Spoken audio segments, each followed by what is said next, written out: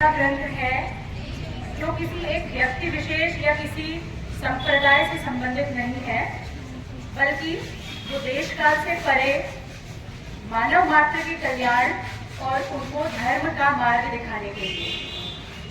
अब आप कहेंगे ये धर्म क्या होता है? तो धर्म का अर्थ होता है धारण करना।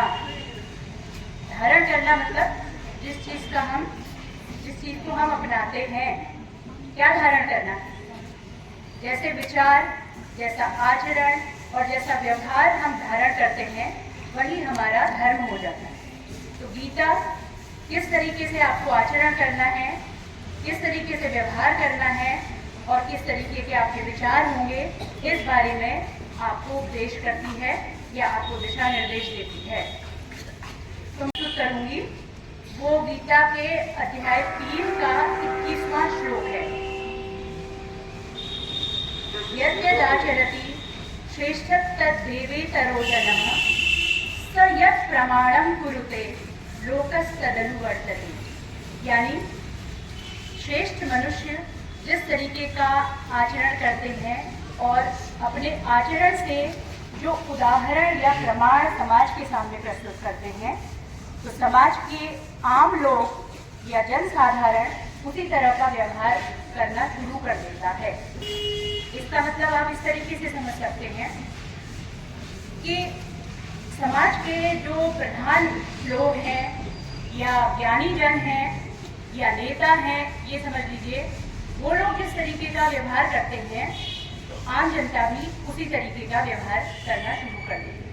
इसका एक छोटा सा उदाहरण आप देखेंगे कि परिवार एक इकाई है, छोटी इकाई है जिससे समाज बनता है। परिवार में जिस तरीके का आचरण, जिस तरीके का व्यवहार और विचार माता पिता के होते हैं, उसी तरह के आचरण, व्यवहार और विचार को उनके बच्चे भी अपनाना शुरू कर देते हैं। तो गीता उपदेश करती है कि जिस तरीके का आचरण श्रेष्ठ लोग करते हैं, उसी तरीके का आचरण आम लोग भी करना, यानी जनसाधारण भी करना शुरू कर देता है। तो ये एक जिम्मेदारी बनती है उन लोगों की जो उच्च पदों पर बैठे हैं या जो समाज का नेतृत्व करते हैं, वे अपने आचरण, व्यवहार और विचार को शुद्ध और स्वच्छ रखें। क्योंकि हम सभी जानते हैं कि महाभारत के युद्ध में जब अर्जुन मोह में पड़ गए थे, तो श्री कृष्ण ने उन्हें कर्म के लिए एक गीता के उपदेश दिए थे। इसमें जो श्रीमद् भगवत गीता है, इसमें 18 अध्याय है। कितने चैप्टर्स? कितने चैप्टर हैं? और कुल इसमें 700 श्लोक है, 700 श्लोक इसमें है। ठीक है, याद रहेगा ये। तो आज जो मैं श्लोक आपके सामने कहने जा रही हूँ, ये दूसरे अध्याय का श्लोक नंबर 63 यानी 63 है। ठीक है, ये आधारित है क्रोध पर। इसे पहले भी बोला था हमने यहाँ पे। तो श्लोक इस प्रकार है: क्रोधः भवति सम्मोहः, सम्मोहात् स्मृति विभ्रमः, स्मृतिभ्रंशात् बुद्धिनाशो, बुद्धिनाशात् प्रणश्यति। क्रोधः भवति सम्मोह का अर्थ यह है कि जब व्यक्ति क्रोध जिसे आता है, एंगर समझते हैं ना, गुस्सा, तो उस वक्त उसे एक मोह पैदा होता है। कहता है मोह का मतलब यहाँ पर डिल्यूजन से है, एक भ्रम की स्थिति, यानी वो भ्रमित हो जाता है। ठीक है, उसे लगता है कि जो वह समझ रहा है वही सही है। सम्मोहात् स्मृति विभ्रम। स्मृति विभ्रम का अर्थ है कि उसकी जो स्मृति है, मेमोरी है, बहुत लॉस हो जाती है, मेमोरी लॉस हो जाता है, उसे याद नहीं रहता। कई बार आप लोगों ने सुना है कि गुस्से में भाई भाई को मार देता है, या भाई कोई जो बच्चे हैं वो अपने पेरेंट्स को, या पेरेंट्स अपने बच्चों को, अपने बहुत अच्छे दोस्तों को भी बहुत होता है ना, केसेस आप लोगों ने सुने हैं, क्योंकि उसे याद नहीं रहता, उसकी स्मृति विभ्रमित हो जाती है। स्मृति भ्रंशात् बुद्धि नाशो, और जब मेमोरी का ही लॉस हो जाता है तो उसकी बुद्धि समझते हैं हम सभी, बुद्धि का क्या होता है? नाश होता है। बुद्धि नाश हो गया तो फिर क्या रहे? कुछ नहीं, सिर्फ पतन। यानी कि जब गुस्सा उतर जाता है, उसके बाद उसके सामने कुछ भी नहीं शेष रहता, वो सब कुछ खत्म कर चुका होता है, अपने रिश्ते, अपने सब कुछ। तो इसीलिए हमें क्या करना चाहिए? क्या करना चाहिए? अपने उस क्रोध को, अपने उस गुस्से पे कंट्रोल करना चाहिए। ठीक है, तो इसलिए जब हम लोग गुस्सा में आता है, अगर हम उसको उस वक्त कंट्रोल कर लें तो सब कुछ सुरक्षित रहता है। वासांसी जीर्णानि यथा विहाय नवानि गृह्णाति नरोपराणि तथा शरीराणि विहाय जीर्णानि अन्यानि संयाति नवानि ते। जिस प्रकार से वृक्ष पुरानी पत्तियां गिराकर पतझड़ के मौसम में नई पत्तियां धारण कर लेते हैं, उसी प्रकार से ये हमारा शरीर है, जो आत्मा है हमारी, वो भी क्या करती है, पुराने शरीर को छोड़कर नया शरीर धारण कर लेती है। यानी कि क्या हुआ था, मतलब आत्मा कभी भी नहीं मरती है। आ रहा कभी समझ में? वो क्या कर लेती है, नए शरीर में प्रवेश कर जाती है। एवाधिकारस्ते मां फलेषु कदाचन मां कर्मफल हेतुर्भु मां ते असंगत्व कर्मणि। तो इसमें दो शब्द आपने सुने होंगे, कर्म और फल। कर्म क्या होता है, कार्य, जो हम कार्य करते हैं वो कर्म है। और फल माने उसका रिजल्ट, ठीक है ना। फल माने क्या हुआ, उसका रिजल्ट। जैसे आपका कर्म पढ़ाई करना है, तो फिर से रिपीट कर रही हूँ, कर्मण्येवाधिकारस्ते मां फलेषु कदाचन मां कर्मफल हेतुर्भु मां ते संगो असक्त कर्मणि। श्री कृष्ण, भगवान श्री कृष्ण अर्जुन से कह रहे हैं कि तुम्हारा अधिकार सिर्फ कर्म करने का है, उसके फल का नहीं। इसलिए फल की चिंता मत करो। और इसका यह अर्थ भी है कि फल की चिंता नहीं करनी है तो कर्म भी ना करें, यानी कि हमें निरंतर अपना कर्म करना है। रहे हैं धृतराष्ट्र, जो कि कौरवों के पिताश्री हैं, अंधे हैं, लेकिन वो जानना चाह रहे हैं कि युद्ध में क्या हुआ। तब वो पूछते हैं, किससे पूछ रहे हैं, ये भी थोड़ा जानना जरूरी है, संजय से। अब आप कहेंगे संजय क्या बैठा हुआ था, कहाँ बैठा हुआ है, ये भी थोड़ा सा एक प्रश्न वाली बात है। ये दोनों जो हैं, धृतराष्ट्र और संजय, ये अपने धृतराष्ट्र के महल में बैठे हुए हैं, लेकिन संजय को दिव्य दृष्टि प्राप्त थी। दिव्य दृष्टि यानी जो दूर से भी या किसी भी चीज को देख सकते हैं दूर से, इस तरह की दृष्टि। तब वो धृतराष्ट्र पूछ रहे हैं संजय से कि धर्म क्षेत्र कुरुक्षेत्र, की धर्म क्षेत्र जो कुरुक्षेत्र है, वहां पर समवेता युयुत्सव, तो युद्ध करने के लिए जो इकट्ठे हुए हैं, इकट्ठे कौन हुए हैं, पांडव और कौरव, ठीक है। मामका पांडवाश्चैव, यानी मेरे मतलब मेरे अपने बच्चे कौरव जो हैं वो, और पांडवाश्चैव यानी पांडु के जो बच्चे हैं पांडव, वो किम अकुर्वत संजय, यानी संजय से पूछ रहे हैं कि वो क्या कर रहे हैं। तो यानी अब ये आपको कहानी अगर पता होगी तो आप जानेंगे कि किस तरीके से न्याय और अन्याय की यहाँ पर बात आती है।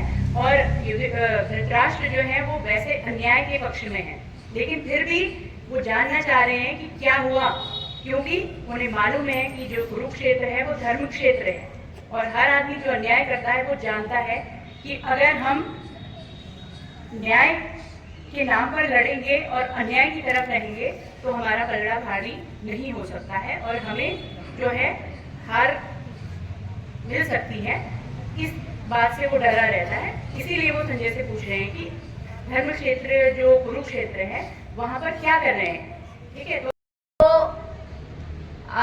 अर्जुन अपने बंधु बांधवों को देखकर, सामने देख करके कि मैंने इनसे लड़ना है और ये जो है मैंने इन पर शस्त्र चलाना है, तो उनका जो दिल है वो बहुत करुणा से भर जाता है, और वो सोचते हैं कि मैं मतलब विचार त्याग देते हैं, युद्ध का विचार त्याग देते हैं। तब जो है श्री कृष्ण उनको समझाते हुए कहते हैं कि नैनम छिंदन्ति शस्त्राणि नैनम दहति पावक न चैनम क्लेदयन्तापो न शोषयति मारुतः। ठीक है, तो नैनम छिंदन्ति शस्त्राणि, इस शरीर को न तो शस्त्र छेद सकते हैं या काट सकते हैं इस आत्मा को, और नैनम छिंदन्ति शस्त्राणि नैनम दहति पावक, और न अग्नि इसे जला सकती है, न चैनम क्लेदयन्तापो, और न जल इसे गीला कर सकती है, भिगो सकती है। न शोषयति मारुतः, और न वायु इसे सुखा सकती है। कहने का अर्थ है कि आत्मा अजर और अमर है। ठीक है, आत्मा कभी भी नाशवान नहीं है। निर्भवति भारत अभ्युत्थानम अधर्मस्य तदात्मानं सृजाम्यहम्। श्री कृष्ण जो है अर्जुन को उपदेश देते हुए युद्ध क्षेत्र में बताते हैं कि जब जब धर्म की ग्लानि यानी धर्म का नाश होता है, तब तब मैं इस पृथ्वी पर उस अधर्म को जो बढ़ रहा है, अधर्म का नाश करने के लिए पृथ्वी पर अवतरित होता रहूंगा और धर्म का जो है पालन करूंगा, धर्म को बढ़ाऊंगा। तो इस श्लोक का अर्थ आप लोगों को कई बार बताया है। एक बार मेरे साथ जो है इस श्लोक को रिपीट करेंगे। यदा यदा ही धर्मस्य ग्लानिर्भवति भारतः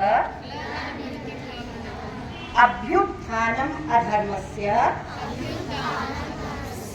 तदात्मानं सृजाम्यहम्।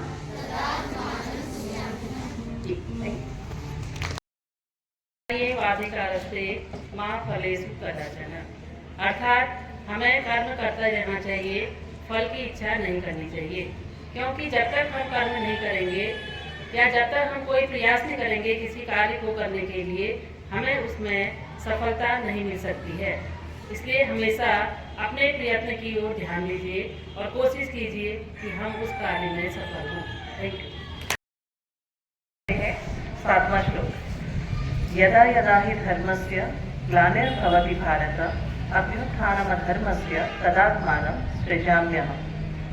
जब जब धर्म की हानि होती है, धर्म से तात्पर्य है कि जब जब भ्रष्टाचार समाज में बढ़ता है, अनैतिकता बढ़ती है, तब तब तदात्मानं सृजाम्यहम्। इससे तात्पर्य है कि तब तक एक शक्ति इस धरती पर अवतरित होती है जो इस भ्रष्टाचार को, इस अनैतिकता से इस समाज को मुक्त कर देती है। तो जब जब धर्म की हानि होती है, तब तब एक शक्ति का जन्म होता है जो इस धरती को पाप मुक्त कर देती है।